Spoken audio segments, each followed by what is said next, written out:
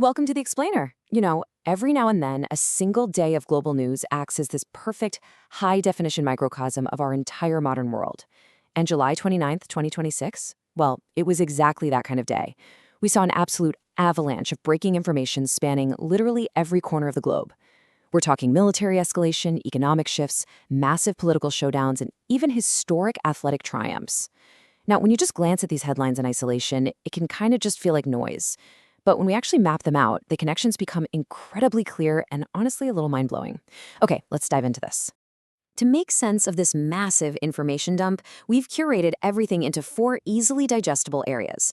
We'll be looking at conflict and global markets, global diplomacy and tech, U.S. domestic policy, and finally, disasters, society, and sports. Let's look at exactly how all these pieces fit together. Starting off with Section 1, Conflict and Global Markets. Let's trace the epicenter of the day's events. I absolutely love how this sequence illustrates the sheer chain reaction of global mechanics. See, we don't just have an isolated conflict here. We've got a cascading 4-step reaction. It kicks off with Step 1, Iranian and proxy attacks, which then triggers Step 2, direct military responses from the US, Saudi Arabia, and Jordan.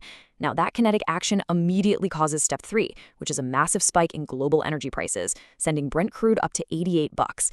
And that lands us right at Step 4, where the Federal Reserve reacts by holding interest rates, effectively dipping the stock market.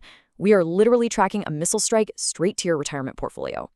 Let's break down those specific military actions real quick, because the escalation was incredibly intense and spread across multiple fronts. Over in Jordan, the military had to actively intercept and destroy 5 missiles fired by Iran's Islamic Revolutionary Guard Corps. These were aimed right at the Muwafaq Salti air base. And right at the same time, in response to Iranian proxy drone attacks on Saudi facilities, U.S. and Saudi fighter jets actually conducted highly coordinated retaliatory airstrikes on weapons and logistics sites in eastern Iraq. So what exactly happens when critical infrastructure in a volatile, energy-rich region gets targeted? Well, you get this number, $88. Houthi rebels launched drone strikes specifically targeting Saudi Aramco's Abqaiq processing facility, along with some really crucial crude supply routes. As you'd expect, the markets reacted instantly to this massive threat to the global supply chain, causing Brent crude to spike over 7%, hitting $88 a barrel. And that $88 barrel of oil doesn't just exist in a vacuum. It lands squarely on the desks of central bankers. The Federal Reserve actually opted to leave interest rates entirely unchanged, and they specifically cited persistent inflation pressures and those rising global energy costs we just talked about. The tangible economic impact of this overseas conflict was immediate, right? It caused U.S. stock markets to slip as investors had to suddenly digest the reality of prolonged higher borrowing costs. Moving on to Section 2, Global Diplomacy and Tech, because military tensions definitely weren't the only clashes happening that day. Over on the diplomatic stage, tensions absolutely flared right on the floor of the United Nations. We saw a sharp, direct policy dispute between the U.S. delegation, led by President Donald Trump, and the French delegation, led by President Emmanuel Macron. The disagreement at the UN Security Council reached such a pitch that it actually culminated in a complete walkout by the U.S. delegation. It's a stark visual of the diplomatic friction currently at play between historical allies, and a pretty powerful reminder of just how quickly international consensus can fracture on the global stage. Meanwhile, in Europe, we saw a major judicial decision that really highlights the ongoing ideological divides there. Poland's highest court, the Constitutional Tribunal, overturned a legal provision that would have granted recognition to same-sex marriages performed in other European Union member states. This ruling effectively rejects the cross-border legal recognition of these marriages within Poland. What this really signifies is a domestic firming of policy against broader EU frameworks. It really shows how national sovereignty frequently collides with regional union rules. Now, what's really interesting here is how this geopolitical friction extends all the way into the world's most popular sport. We're looking at a massive institutional showdown. On one side, UEFA, the European football governing body, called an emergency online assembly, and their goal? To rally their member associations against FIFA and their proposed massive $20 billion commercial expansion strategy. It's literally a battle for the financial and structural soul of global football. And that friction, it continues right into the tech sector. India's Ministry of Electronics and Information Technology summoned senior executives from Meta. This was triggered after platform algorithms temporarily blocked a video featuring Prime Minister Narendra Modi. So the crucial takeaway here is this. Global leaders are no longer taking a hands-off approach to Silicon Valley.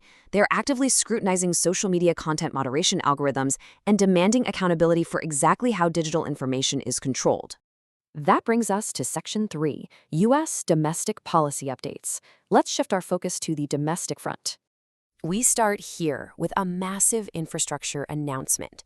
President Donald Trump unveiled a $22.5 billion federal modernization plan.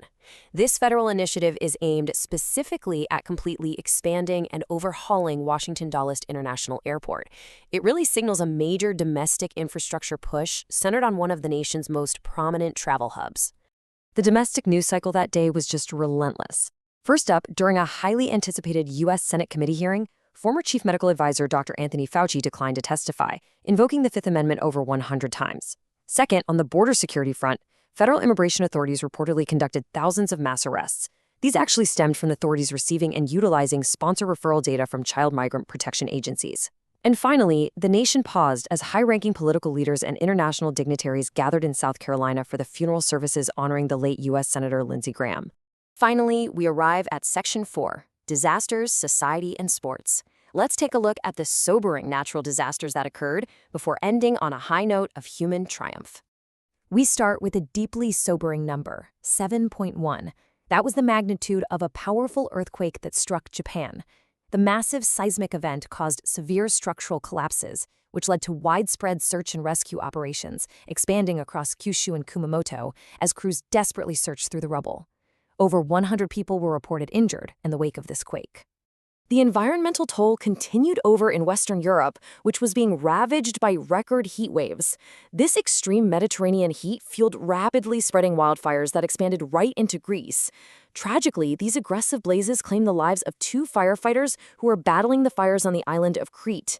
It is a stark, heartbreaking reminder of the very real human cost of these escalating climate extremes. But to close out this explainer, I really want to pivot to a powerful counter-narrative to the heavy global events we've just unpacked.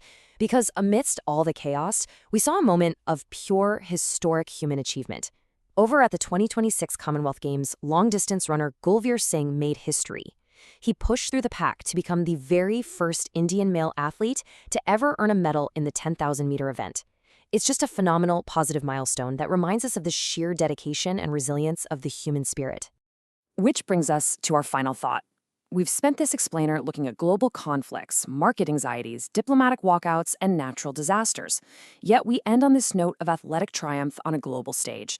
So I leave you with this question to consider. How do international sports continue to serve as a unifying force during times of intense geopolitical division? It's definitely something to think about as you navigate the news cycle today. Thanks for joining me for this explainer, and remember to keep looking for the connections.